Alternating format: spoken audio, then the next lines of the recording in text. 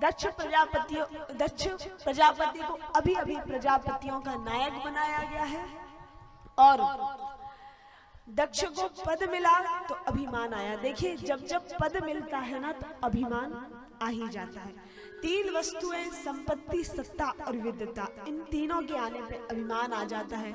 दक्ष को अभिमान आया और दक्ष ने अभिमान वश भोलेनाथ को श्राप दे दिया। क्या?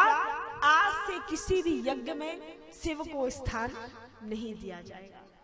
जैसे ही दक्ष ने ये श्राप दिया तो भोलेनाथ तो कुछ ना बोले, लेकिन भोलेनाथ के जो गण थे उन्होंने भी दक्ष को 3 श्राप दिए कि जिस मुख से तूने हमारे बाबा की निंदा की है, ये मुख तेरा बकरे का हो जाए, तुझे कभी तत्व ज्ञान की प्राप्ति ना हो और तू हमेशा कामी अर्थात काम वासनाओं में लीन रहे। 3 श्राप दे करके भोलेनाथ के गण वहां से निकले हैं।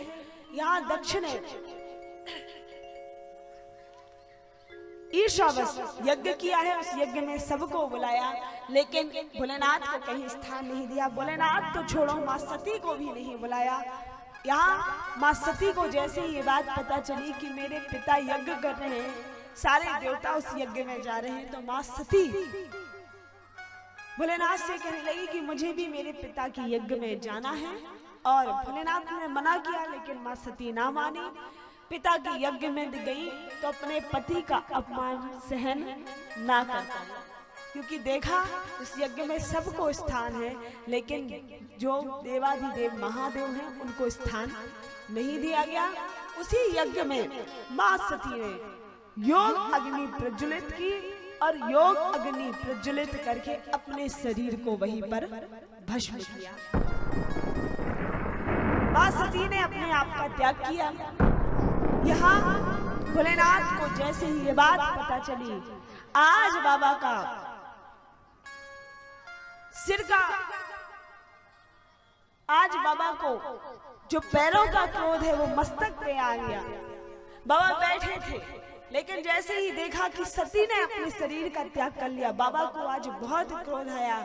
जटाएं बिखर गई, त्रिशूल लेकर के खड़े हो गए बाबा।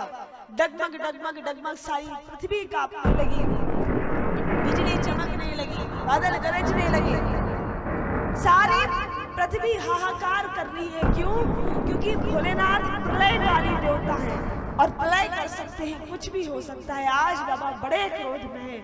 क्रोध में आए बाबा की जटाएं बिखरी है, और जटाएं बिखरी जटाओं में से बाबा ने एक जटा को उखाड़ा, पृथ्वी पर पटका और वीरभद्र महाराज का प्रकट हुआ। बोलिए बाबा भोलेनाथ की जय हो। वीरभद्र महाराज प्रकट हुए और वीरभद्र महाराज से कहा कि जाओ दक्ष का यज्ञ तहस नहस करके आओ। वीरभद्र महाराज गए हैं, दक्ष के यज्ञ का विध्वंस किया, दक्ष को भी यहाँ मार डाला, दक्ष का सिर काट करके हवन कुंड में हम लगा दिया और वीरभद्र महाराज आए हैं वापस।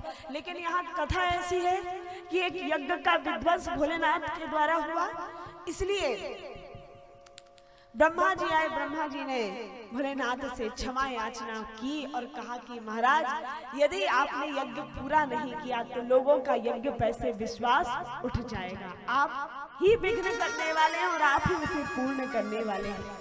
चलिए आप यज्ञ को पूर्ण कीजिए। और देवताओं के प्रार्थना करने पर, ब्रह्मा जी के प्रार्थना करने पर गए हैं और जाकर के जो यज्ञ विध्वंस हो चुका था उस यज्ञ को भोलेनाथ ने पूर्ण कराया। पूर्ण कैसे कराए? यज्ञ का यजमान तो मर गया है, तब क्या किया? जो दक्ष का कटा हुआ शरीर पड़ा हुआ था, उस कटे हुए शरीर में एक बकरे का सिर लगाया गया और दक्ष को भोलेनाथ ने जीवित किया और उस दक्ष के द्वारा ही यज्ञ की शेष आहुति दी गई और यज्ञ को पूर्ण किया गया। इस तरीके से यज्ञ विध्वंस भी बाबा के हाथों हुआ और यज्ञ पूर्ण भी बाबा के हाथों हुआ।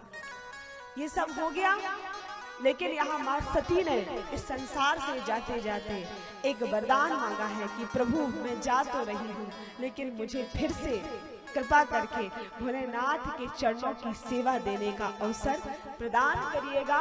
और माँ सती की ये बात भगवान ने सुनी है वचन मांगा है, भगवान ने आशीर्वाद दिया और माँ सती ने अब की बार पुनः जन्म लिया है।